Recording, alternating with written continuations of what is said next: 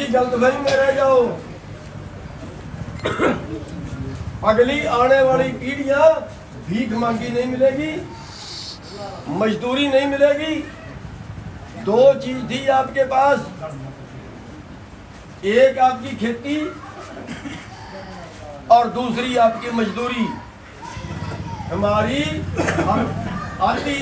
हमारी अर्थव्यवस्था जो है, पूरे के पूरे गांवों की अर्थव्यवस्था दो चीजों पे टिकी है, एक खेती, एक मजदूरी, और तीसरा जो शहर का कारोबार है वो है दुकानें और छोटे व्यापारी। छोटे व्यापारियों का सारा कारोबार खा गई बड़ी कंपनियां, छोटी दुकानों को खा गए मॉल। 2024 तक ऑनलाइन सप्लाई 4 गुना बढ़ेगी, दुकानें खत्म, बाजार खत्म, सब खाली। जो आपके लड़के जाके शहर में कुछ कर लेते थे।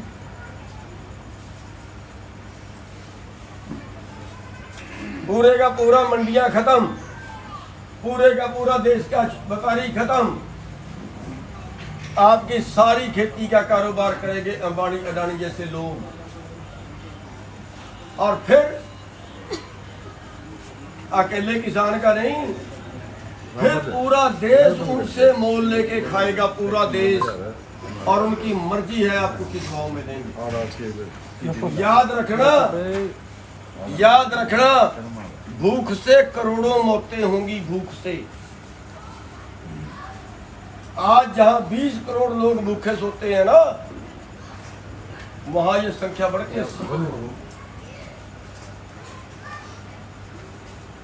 केवल पेट नहीं भरेगा। 25 रुपए किलो सेब खरीदा, सारे सेब के व्यापारी खत्म कर दिए अडानी जैसे लोगों ने। आज 25 रुपए उनसे सेब खरीदा और 260 रुपए किलो अडानी का सेब बिक रहा है। पोल्ट्री फार्म जो ब्रॉयलर वाला था, एक अंडे वाला होता है, एक ब्रॉयलर वाला होता है। 2004 में कंपनी आई, 17 साल हुए हैं। 17 साल के अंदर 95% ब्रॉयलर का कारोबार सारा कंपनियों के अंदर चला गया, सब पोल्ट्री फार्म खत्म। अगला कारोबार जो खेती का है वो सारा कंपनियों को जाएगा, शहर के छोटे बड़े व्यापारी सब खत्म, आपका भाव मिलेगा। अब आपको मुकाबला करना है अमेरिका से। WTO के अंदर हमारे देश की सरकार चली गई है। अब जो अमेरिका का भाव होगा वही हिंदुस्तान का भाव होगा। आप जाइए बाजार में, गेहूं बेचने 1700 रुपए का भाव है, शायद 1600 का होगा, 1500 का है। जाइए बाजार में गेहूं बेचिए, करिए खेती, कैसे करोगे। हम मांग रहे हैं स्वामीनाथन रिपोर्ट। पिछले साल 2200 रुपए खर्चा था गेहूं का, मेरा नहीं निकाला हुआ, हरियाणा सरकार का एग्रीकल्चर डिपार्टमेंट का आंकड़ा है। 2200 रुपए लागत 1 क्विंटल गेहूं पैदा करने पे, जमीन का ठेका जोड़ दे तो। और आज भाव मिल रहा है 1500 रुपए, पिछले साल की बात कर रहा हूँ, 2200 रुपए खर्चा।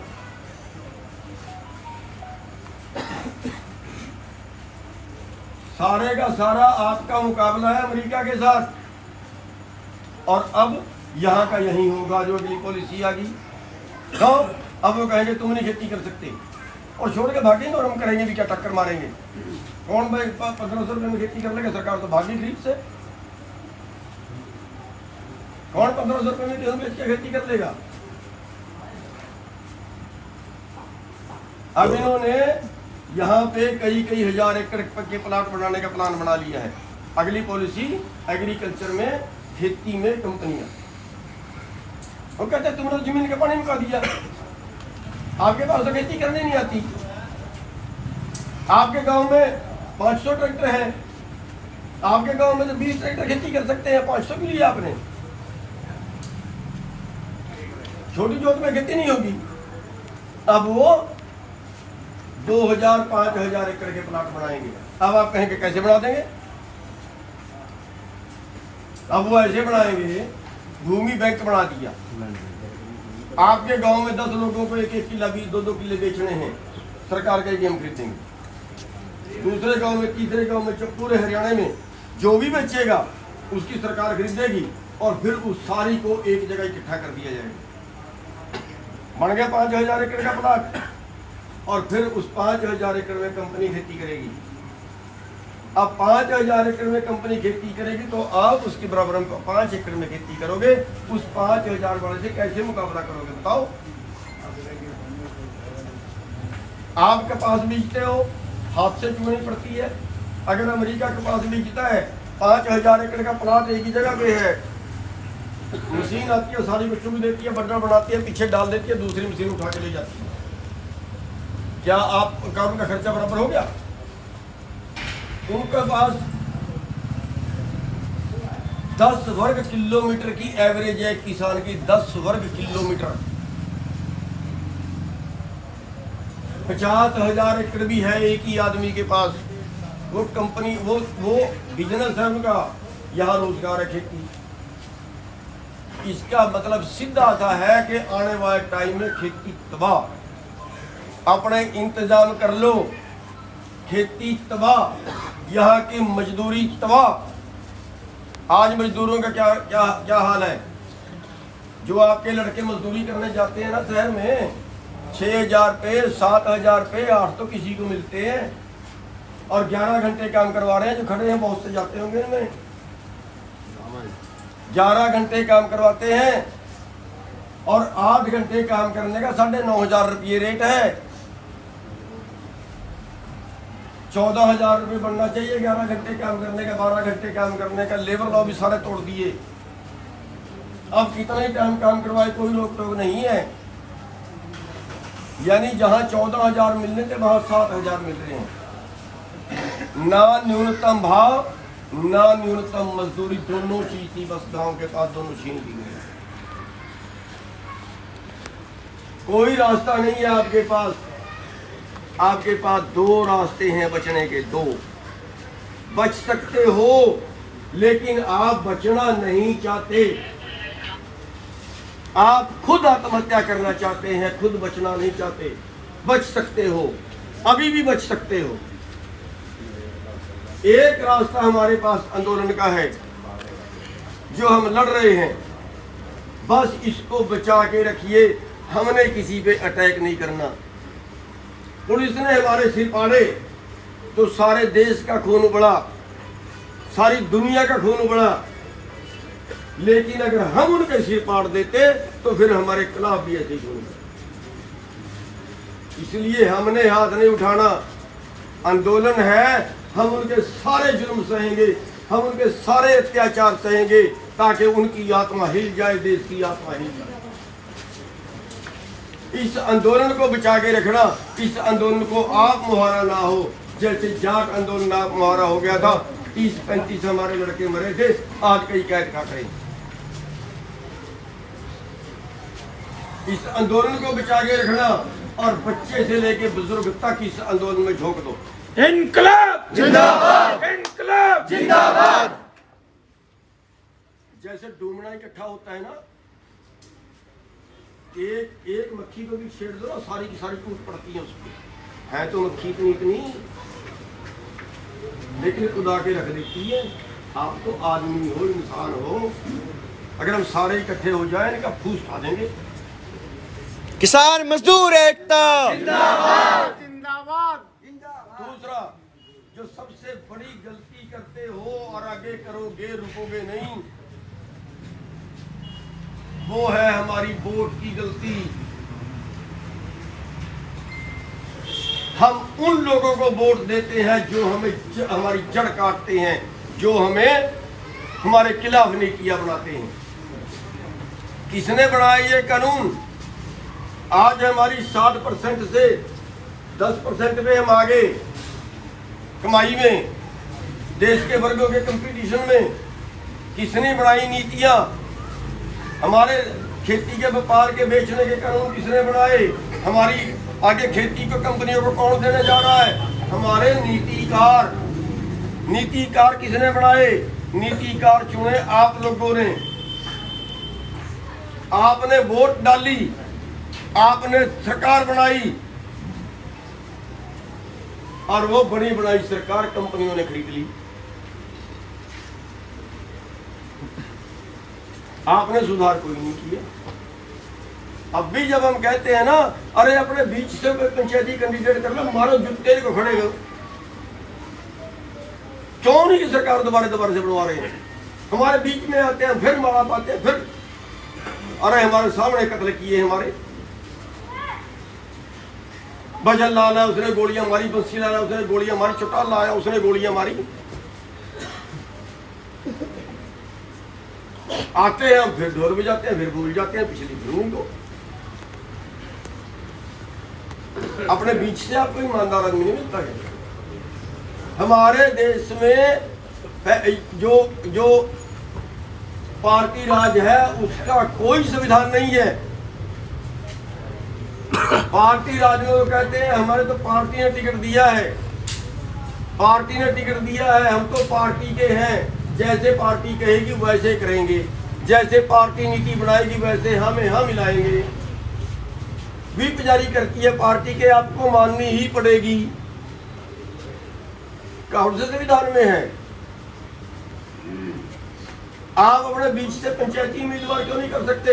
हमने मिशन पंजाब की बात की, आग लगी, हमारी लोगों को लगी।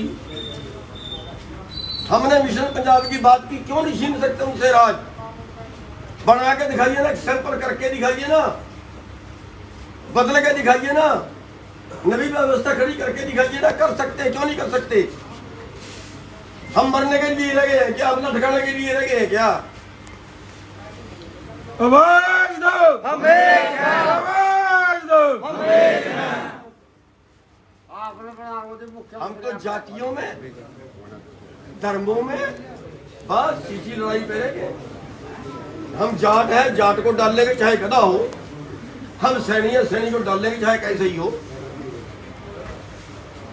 बस इसी बात ने मार लिया, बेड़ा गर्क कर दिया हमारा जाति और हमारे धर्मों ने। उसके आगे हम सरकते ही नहीं, उसके आगे हम निकलते ही नहीं।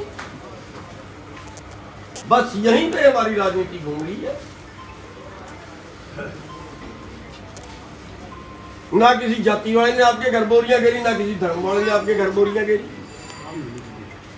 हमें समझना पड़ेगा, समझना पड़ेगा। अगर बचाना है, आने वाली नस्लें बचानी है, समझना पड़ेगा, वरना तबाही तो इस तबाही के आप खुद जिम्मेदार होंगे, कोई और जिम्मेदार नहीं है हमारी तबाही का। जब हम खुद ही नहीं बचना चाहते तो जो खुद नहीं बचना चाहता उसे तो खुदा भी नहीं बचाता।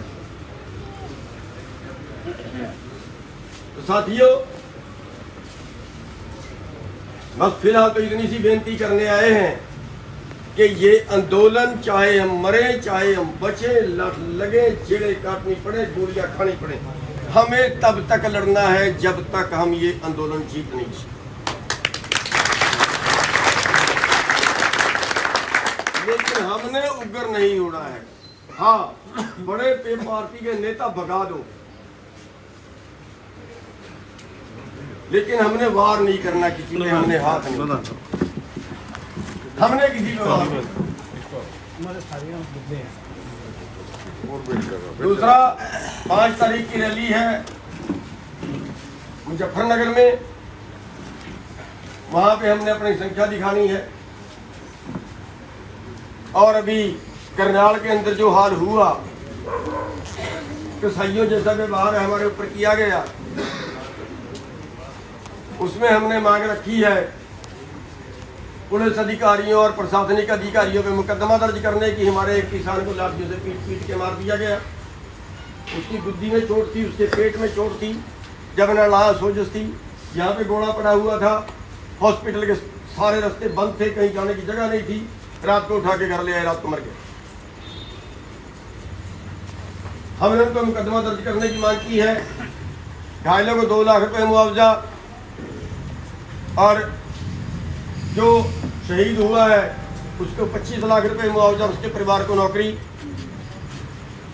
ये मांगे रखी है उनके आगे। गाड़ियां तोड़ी हैं, उनका मुआवजा। तो उसके बारे 7 तारीख को हमने करनाल में पंचायत करनी है। और पंचायत करने के बाद सेक्रेटरीट का घेराव किया जाएगा, तब तक किया जाएगा जब तक हमारी बात मान नहीं जाती। तो वहां पे भी आप सभी लोगों ने पहुंचना है। इनकलाब जिंदाबाद, इनकलाब जिंदाबाद, वंदे मातरम, वंदे मातरम। तो साथियों, टाइम भी काफी हो गया है। इतना सा अनुरोध ही आपके आगे है, आपके धन्यवादी हैं कि इस आंदोलन में आप बहुत बढ़ चढ़ के भाग ले रहे हो।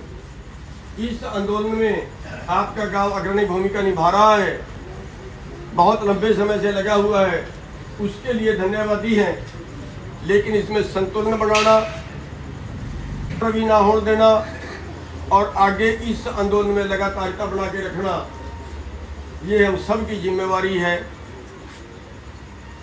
और एक छोटा सा अनुरोध ये करूंगा कि वैसे तो हरियाणा का चुनाव अभी देर में है, लेकिन अभी पंचायती चुनाव आएगा जिसमें जिला परिषद ब्लॉक समिति गांव का चुनाव है। उसमें बस एक बात का ध्यान रखना, ये धर्म युद्ध है।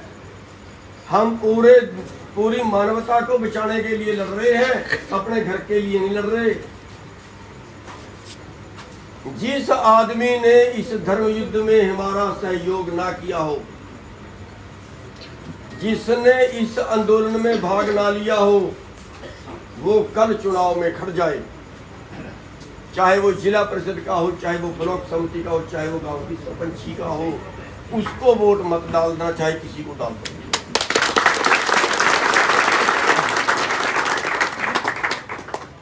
जब तक आप क्रांतिकारियों को आगे नहीं निकालोगे ना, तब तक देश में बदलाव आएगा। उसकी शुरुआत आप सब करो। किसान एकता जिंदाबाद, किसान एकता जिंदाबाद।